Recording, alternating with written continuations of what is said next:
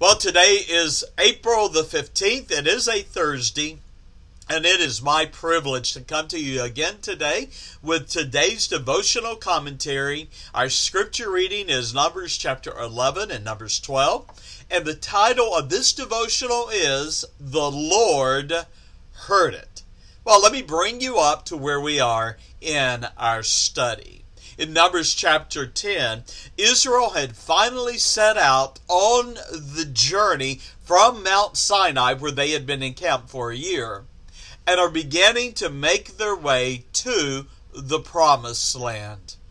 Well, the tabernacle was taken down. The Levites, now in charge of that great sanctuary of the Lord and all of its instruments that would be used, including the Ark of the Covenant representing God's presence among His people, and the altar upon which the sacrifices were to be offered.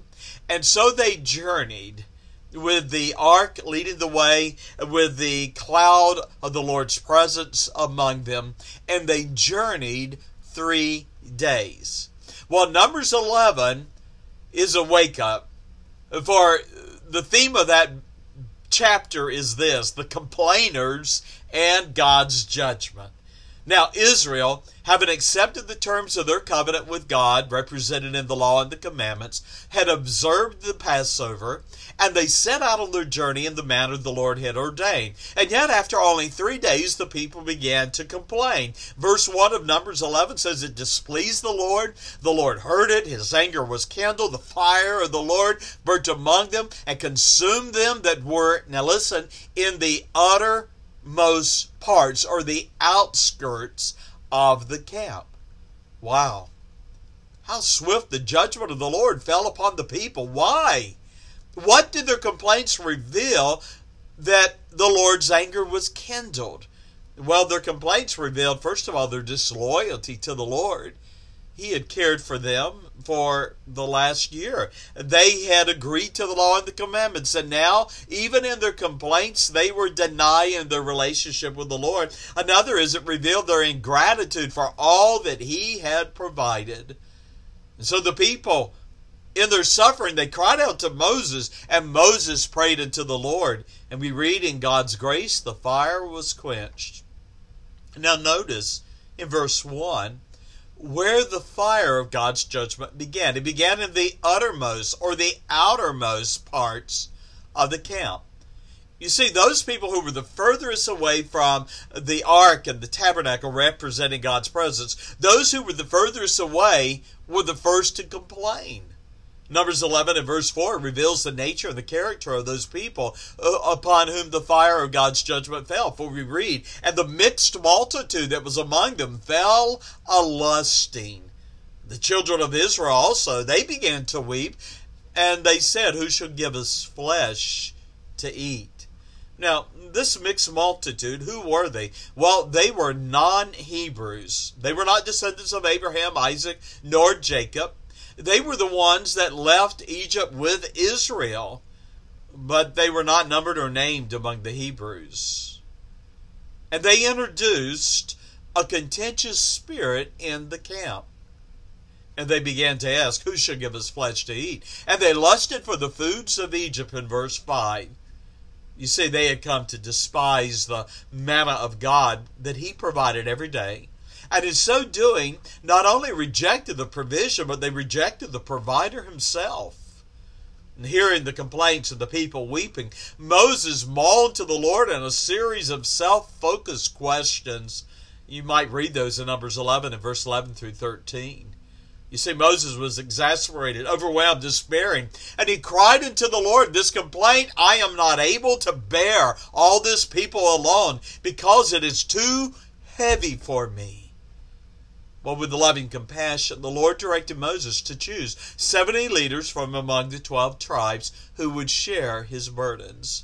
And we read in verse 25 that the Lord came down in a cloud, and He spake unto Moses. And He took of the spirit of Moses, and He placed it upon those 70 elders who would serve with him. But the judgment was not over. Provoked by bitter complaints, the Lord determined to give the people the meat they demanded. And on the next day He took away the manna.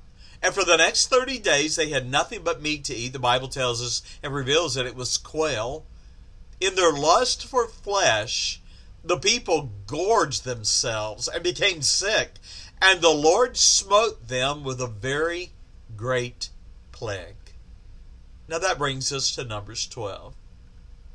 We have the criticism of the mixed multitude in Numbers 11. Now Numbers 12 brings us a criticism that was most grievous of all. Miriam and Aaron, the sister and brother of Moses, spoke against him. Miriam was the eldest, and she appeared to be the principal antagonist because she bore the greater consequences of murmuring against God's leader.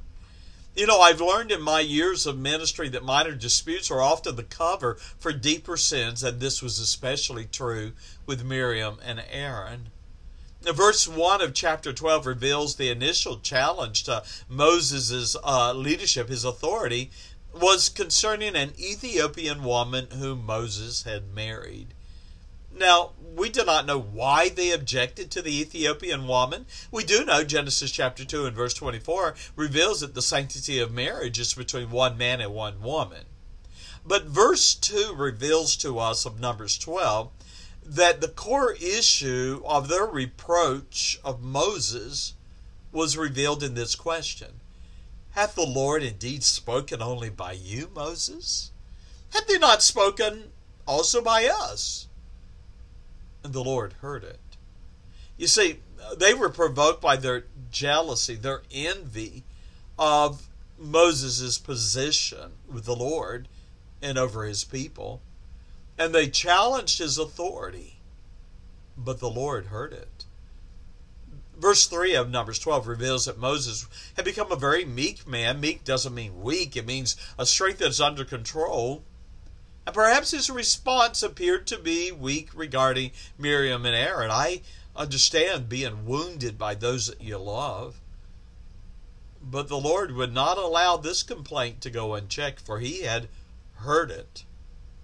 And suddenly the Lord spoke unto Moses and Aaron and unto Miriam, and he said unto them, Come out ye three unto the tabernacle of the congregation. Imagine that moment. Summoned by the voice of the Lord, who came down in the pillar of the cloud and stood in the door of the tabernacle, God spoke, and he called Miriam and Aaron unto himself, and they came forth, came closer. And then the Lord left no doubt who his prophet was. The Lord fortified Moses, and his anger was kindled against Miriam and Aaron. And as the Lord departed from the tabernacle, he struck Miriam with leprosy as a visible sign of his displeasure, and she became leprous and as white as snow. Aaron cried out to Moses for his sister, and Moses cried unto the Lord, saying, Heal her now, O God, I beseech thee. The Lord heard Moses' plea, but he reasoned that Miriam's sin was a cause for shame, and that she would bear the reproach of her sin and that of the visible sign of leprosy for the next 7 days. And she was put outside the camp. Verse 15. And 7 days would pass, and the people journeyed not till Miriam was brought in again and restored to the fellowship. My friend, we've learned today God's Spirit towards those who are complainers and murmurers, those who are the critics of God's leadership. Let us not criticize the provider, nor criticize that which he provides. Let us be a thankful people. Let us love the Lord. Let us be careful and halt our words when we're tempted to criticize those whom God has placed in authority, particularly as spiritual leaders in our lives. I invite you, go into this day prayerfully. Give thanks to the Lord. Give thanks for those whom God has appointed to serve you. I encourage you, love the Lord with all your heart this day, for he loves you. God bless, and bye-bye.